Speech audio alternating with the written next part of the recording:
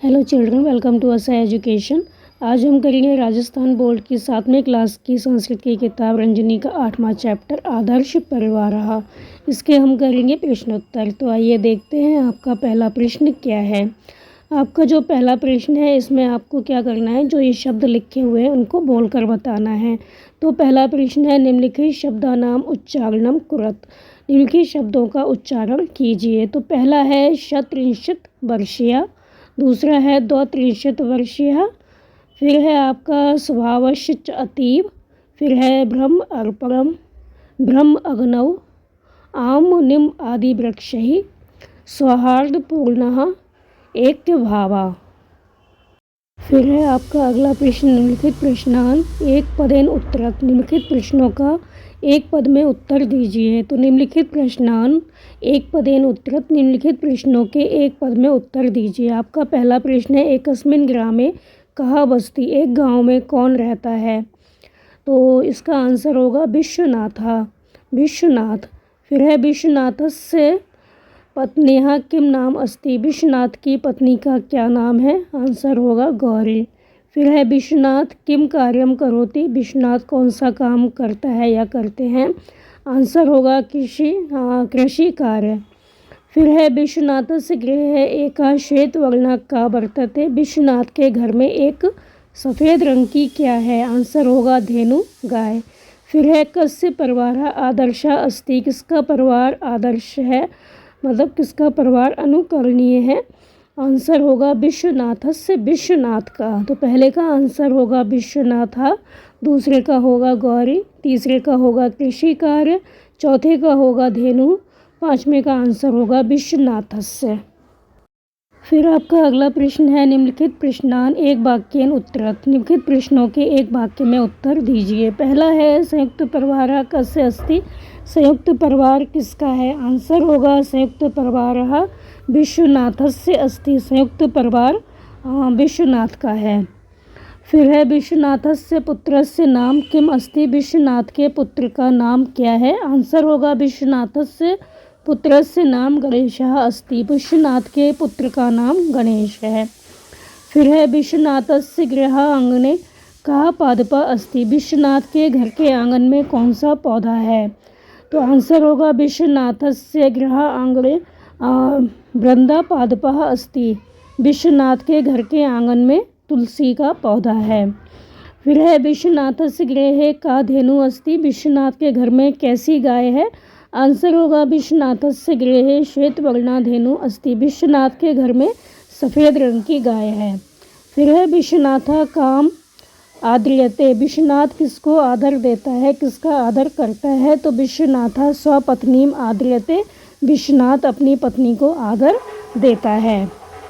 आपका अगला प्रश्न मंजूषात् पदानि चित्वा रिक्त स्थानी पूर्यत। मंजूषा से पदों को चुनकर रिक्त स्थानों की पूर्ति कीजिए।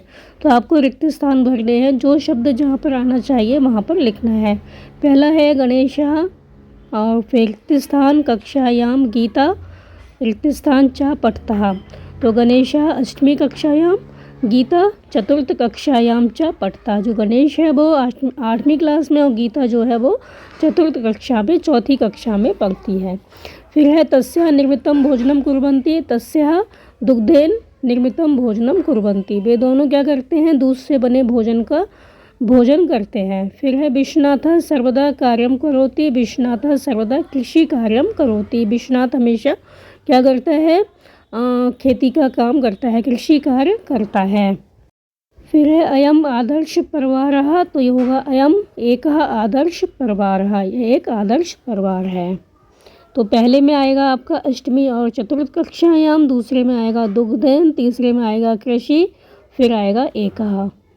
फिर है आपका अगला प्रश्न यथा योग्यम पदद्वयं संयोज्य स्व अभ्यास पुस्तिकाया लिखत। यथा योग्य दो पदों को जोड़कर अपनी अभ्यास पुस्तिका में लिखिए।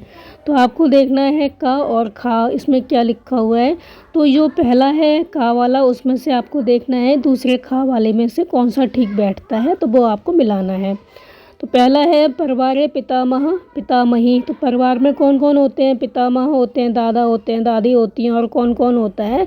तो इसमें जो सेकंड वाला है खा में आ वाला, वो सही होगा। भ्राता भ्रातृजाया तस्या पुत्रा और पुत्री च निप्सन्ति, तस्य पुत्रः पुत्री च निप्सन्ति। तो परिवार में बहुत से लोग होते हैं, जैसे दादा हैं, दादी हैं, भाई है और भाई उसका पुत्र, उनकी पुत्री, ये सब लोग होते हैं। तो पहले का हम मिलाएंगे सेकंड वाले से खा में। फिर है तस्य परिवारे प्रतिदिनं प्रातः स्मरणं, तस्य परिवारे प्रतिदिनं प्रातः स्मरणं भोजन मंत्रा च भवतः। भोजन मंत्र और भोजन मंत्र होता है। तो प्रातः काल में क्या होता है? भोजन मंत्रा च भवतः। फिर है ब्रह्म अर्पणम ब्रह्मा हवि, तो इसमें आएगा आपका ब्रह्माग्नो ब्राह्मणः हुतम। फिर है तेषाम आहारे शाका नाम, तो तेषाम आहारे शाका नाम, इसमें आएगा फलानाम च अधिक्यम वर्तते, उनके आहार में सब्जियां और फल अधिक होते हैं। फिर है तौ भ्रातरौ, इसमें आएगा यथेक्षम दुग्धम पिबता, तो उन दोनों के जो दोनों भाई हैं वो यथेक्षम दुग्धम पिबता, अपनी इच्छा के अनुसार यथेक्ष दूध पीते हैं। तो पहला आएगा का आ से मिलाएंगे, खा का छोटे आ से मिलाएंगे, गा का बड़ी ई से मिलाएंगे, घा का ऊ से मिलाएंगे और फिर मिलाएंगे हम ई से। तो परिवारे पितामह पितामहु भ्राता भ्रातृजाया तस्य पुत्र पुत्री च निप्सन्ति, तस्य परिवारे प्रतिदिनं प्रातः स्मरणं भोजन मंत्रः च भवतः। ब्रह्म अर्पणं ब्रह्मा हवि, इसमें हम करेंगे ब्रह्माग्नो ब्राह्मणः हुतम। और फिर है तेषाम आहारे शाका नाम, तो तेषाम आहारे शाका नाम फलानाम च आधिक्यम वर्तते। तौ भ्रातरौ, तो तौ भ्रातरौ यथेक्षम दुग्धम पिबतः। फिर है आपका अगला प्रश्न, रेखांकित तानि पदानि अधिकृत्य प्रश्न निर्माणम कुरत, रेखांकित पदों को आधार बनाकर प्रश्न निर्माण कीजिए। तो जो रेखांकित पद है उसके आधार पर आपको प्रश्न बनाने हैं। पहला है विश्वनाथस्य धेनु कृष्णः अस्ति, तो इसमें है कृष्णा पे निशान लगा हुआ है, लाइन खींची हुई है, रेखांकित है ये। तो इससे आपको वाक्य बनाना है, प्रश्नवाचक वाक्य बनाना है। तो विश्वनाथस्य धेनु अस्ति, विश्वनाथ की गाय कैसी है। आपको क्वेश्चन पूछेंगे विश्वनाथ की गाय कैसी है, तो आंसर आएगा विश्वनाथस्य धेनु कृष्णः अस्ति। तो अब क्या बनेगा क्वेश्चन, विश्वनाथस्य धेनु कीदृशी अस्ति, तो कृष्णा की जगह हम लिख देंगे कीदृशी कैसी। फिर अगला प्रश्न है पुत्रस्य नाम गोविंदः अस्ति, पुत्र का नाम गोविंद है। तो पुत्र को हटाकर आपको वाक्य बनाना है, क्वेश्चन बनाना है कि किसका नाम गोविंद है। तो हम पुत्रस्य की जगह लिख देंगे कस्य, कस्य नाम गोविंदः अस्ति, आंसर आएगा पुत्रस्य नाम गोविंदः अस्ति। फिर है विश्वनाथ संयुक्त परिवारः अस्ति, विश्वनाथ का संयुक्त परिवार है। तो क्वेश्चन पूछा गया है कि किसका परिवार संयुक्त है, संयुक्त परिवार किसका है। तो विश्वनाथ को हटाकर हमें क्वेश्चन बनाना है, संयुक्त परिवार अस्ति, किसका परिवार है, संयुक्त परिवार। तो कस्य संयुक्त परिवार अस्ति क्वेश्चन होगा, आंसर होगा विश्वनाथ से संयुक्त परिवार अस्ति।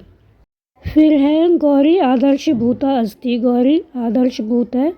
तो कौन आदर्शभूत है, कौन अनुकरणीय है, आंसर होगा का आदर्शभूता अस्ति। तो पहले में आपका आ जाएगा क्वेश्चन में कीदृशी, दूसरे में आ जाएगा कस्य और फिर तीसरे में आएगा कस्य, चौथे में आएगा का।